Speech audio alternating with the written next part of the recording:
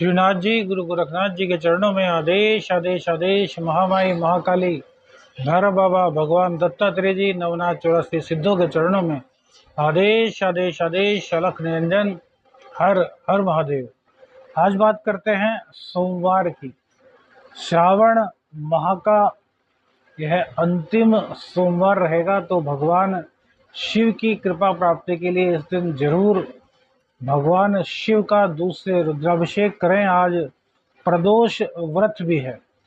श्रावण शुक्ल पक्ष की द्वितीय तिथि में आज सूर्य उदय का जो समय है वो सुबह को 5:56 पर होगा, जबकि सूर्यास्त शाम को 6:47 पर होगा। विक्रमी संवत 2080 में अभिजीत मुहूर्त का समय 11:56 से 12:47 पर रहेगा। राहु काल सुबह 7:33 से 9:09 तक रहेगा। दिशा शूल पूर्व दिशा की रहेगी। यह राशिफल आपकी चंद्र राशि के आधार पर है। यदि आप अपनी चंद्र राशि नहीं जानते तो नाम राशि के आधार पर इस राशिफल को देख सकते हैं। अपने लग्न और राशि दोनों से राशिफल देखना चाहिए और उसका औसत निकालना चाहिए। आदेश आदेश अलख।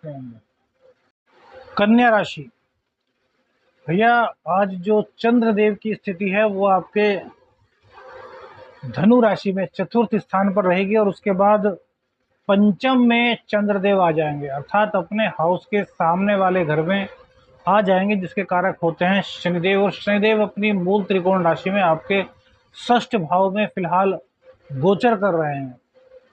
तो यह गोचर किस प्रकार से आपके जीवन को प्रभावित करेगा, इसी पर चर्चा करते हैं। चंद्रदेव आपके एकादशेश हैं, अर्थात आपकी इनकम के मालिक हैं। चतुर्थ स्थान में वो रहे तो आपको सुख दिया,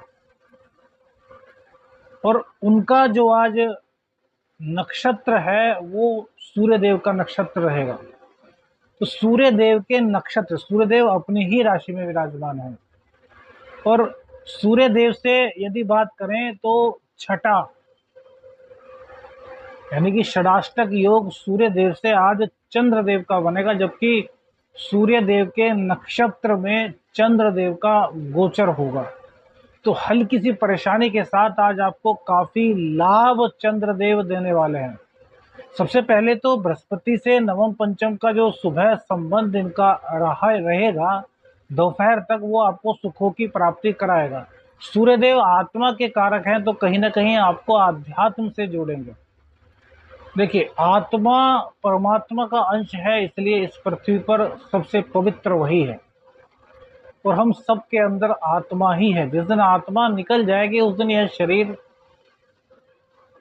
बदबूदार हो जाएगा, जलाना होगा। सूर्य देव ही आत्मा के कारक कहे गए हैं।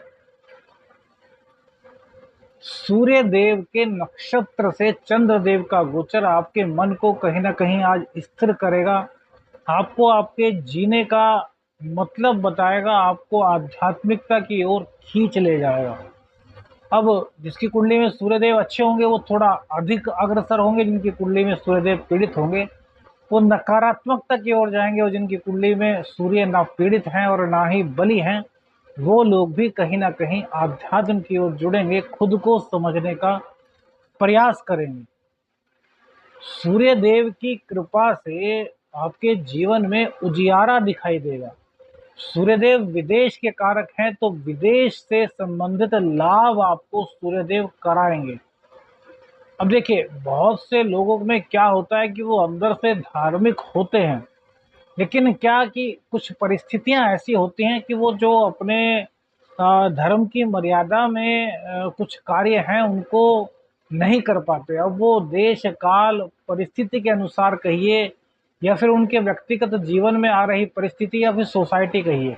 तो यदि आपके साथ भी है ऐसा, तो आज आप मजबूर होंगे कहीं ना कहीं उन चीज़ों को छोड़ने के लिए जो हमारे धर्म की मर्यादाओं के अनुसार नहीं है। सूर्यदेव मर्यादा का पालन कराते हैं। क्यों कराते हैं भैया? वो परमात्मा का अंश है और परमात्मा हमेशा अपनी मर्यादाओं में कार्य करते हैं। श्री राम को मर्यादा पुरुषोत्तम इसलिए ही तो कहा जाता है। तो आज सूर्यदेव आपके अंदर झांकने के लिए आपको लालायित करने वाले हैं चंद्रदेव की कृपा से, क्योंकि जब तक मन शांत नहीं होगा, मन का भटकना कम नहीं होगा, तब तक हम अपने अंदर नहीं झांक सकते। और चंद्रदेव की स्थिति दोपहर बाद पंचम स्थान में आएगी, तो पंचम स्थान नवम का एकादशेश का पंचम स्थान में बैठना एक बहुत ही अच्छा राजयोग का निर्माण करता है। अपने ज्ञान के बल पर ऐसा व्यक्ति अपना परचम लहराता है, और यही योग आपकी कुंडली में अब बन रहा है। तो ये जो 2-3 दिन है, इसमें आपको अपने ज्ञान, अपनी प्रतिभा, अपनी एबिलिटी के बल पर पैसा कमाने का मौका तो मिलेगा ही, समाज में एक उच्च स्थान, पद, मान, प्रतिष्ठा, यह सब आपको प्राप्त होंगी यदि चंद्रदेव आपकी कुंडली में पीड़ित नहीं है।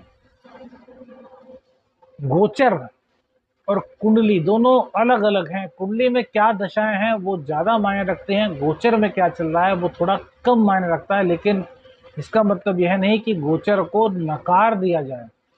गोचर में परिस्थितियां अच्छी बनती हैं तो आप पर उसका शुभ प्रभाव अवश्य ही होता है। गोचर परिस्थितियां नेगेटिव बनती हैं तो वो आप पर नेगेटिव असर होता ही है।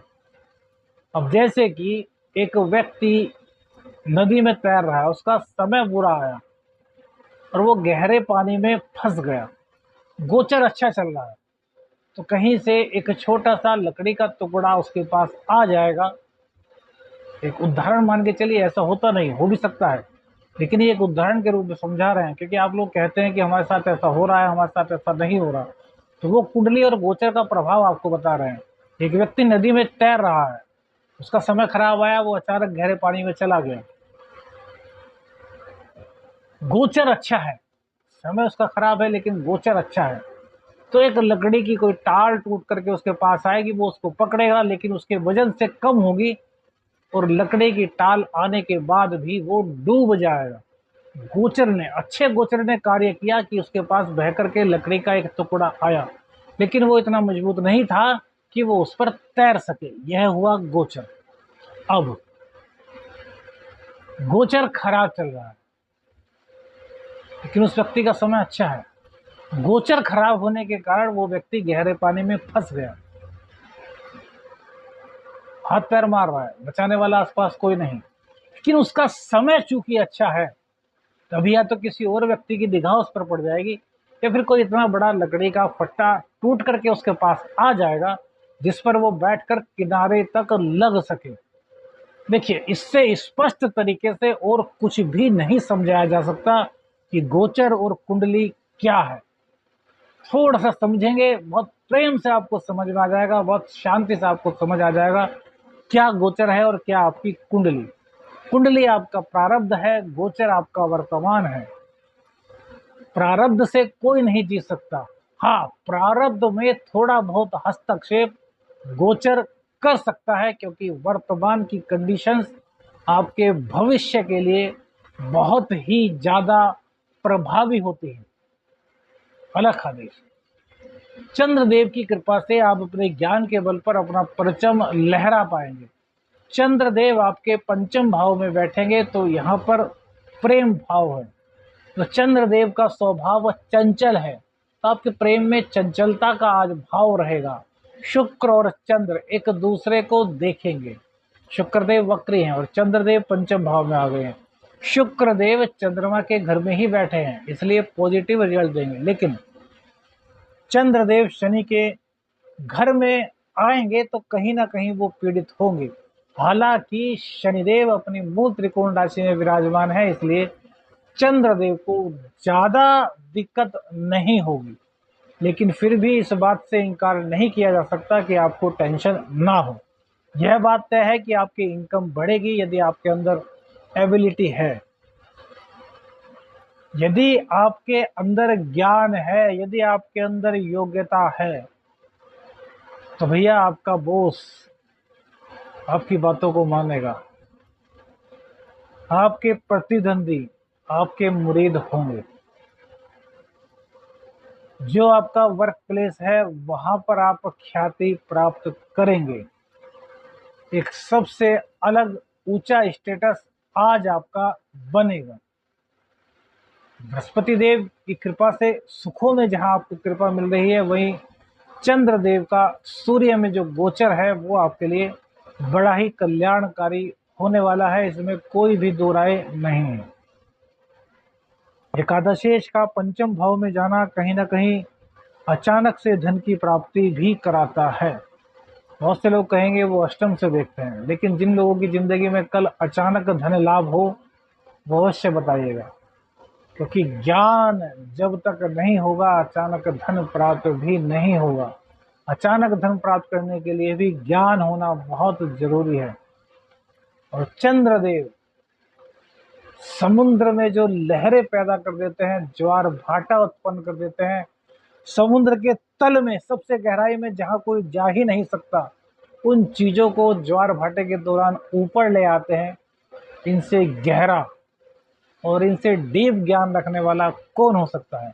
अन्यथा मत लीजिए, हम राहु की बात नहीं कर रहे, हम बृहस्पति की बात नहीं कर रहे, वो ज्ञानवान है, राहु भी डीप नॉलेज देता है, तंत्र देता है, लेकिन चंद्रमा को देखिए, गहराइयों तक में जाकर के जो चीज किसी की नजर से पड़ी ही नहीं थी, जिस पर कोई सोच नहीं सकता, उस चीज को समुद्र से बाहर लाने का काम चंद्रदेव ज्वार भाटा के दौरान कर देते हैं। तो चंद्रमा की ताकत कितनी होगी, इस चीज को आपको समझना है।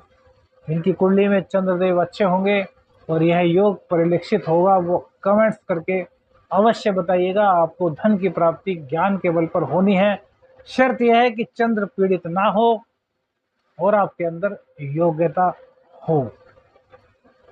सोर्स के माध्यम से क्वालिटी ना होते हुए भी उस जगह पहुंच जाना जहां के आप लायक नहीं है, वहां पर यह योग काम नहीं करेगा।